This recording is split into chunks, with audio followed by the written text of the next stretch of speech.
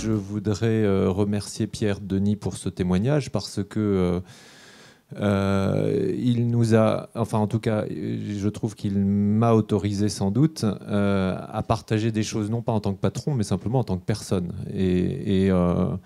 Je crois que s'il y a bien un enjeu pour le sujet dont on parle cet après-midi, c'est celui-ci, c'est-à-dire de ne pas se mettre d'une part dans une posture de manager, organisateur, responsable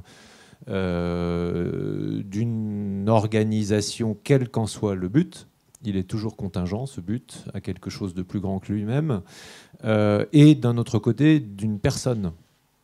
Je suis pleinement et entièrement la même personne que je sois ici avec vous cet après-midi ou ce soir ou ce week-end quand j'étais en montagne. Et le choc de situations telles qu'elles nous ont été, elle nous a été partagée tout à l'heure, c'est justement un moment où cette réalité se rappelle à nous.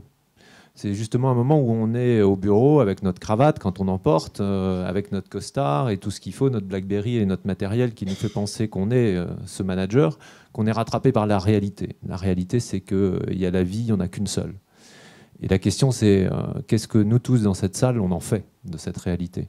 Alors oui, on peut le regarder, et c'était mon interrogation dans ce petit passage-là, on peut le regarder sous l'angle des chiffres. J'ai participé au nom de mon entreprise à un groupe de travail de la Commission européenne sur bien vieillir à l'horizon 2020. Et l'obsession logique, mécanique, c'était comment est-ce qu'on fait pour allonger de 2 années les espérances de vie en bonne santé des Européens à horizon 2020. Autant dire que c'est demain et qu'on n'y arrivera pas, d'une part. Mais surtout, on ne se pose pas la question de savoir pourquoi et qu'est-ce qu'il y a après ces 2 années. Voilà, donc sous l'angle des chiffres, il paraît évident que la question de l'augmentation de l'espérance de vie pose celle de l'ouverture de ce 3e et de ce 4e âge, de sa place économique dans l'économie. Est-ce que c'est une charge ou est-ce que c'est un revenu? Est-ce que c'est un actif ou est-ce que c'est un passif? Voilà, enfin, on peut trouver tout un tas de façons de regarder et de s'interroger sur cette question-là. Mais essentiellement, je trouve que le grand danger de mode de vie tel que le proposent les entreprises de l'économie formelle en France, pour ne pas généraliser, les grandes entreprises en particulier, c'est cette espèce de déconnexion entre ma responsabilité au travail et qui je suis. Avoir la possibilité de ne pas faire ce détour, d'entrer dans cette difficulté, de vivre avec, c'est une forme de privilège aujourd'hui.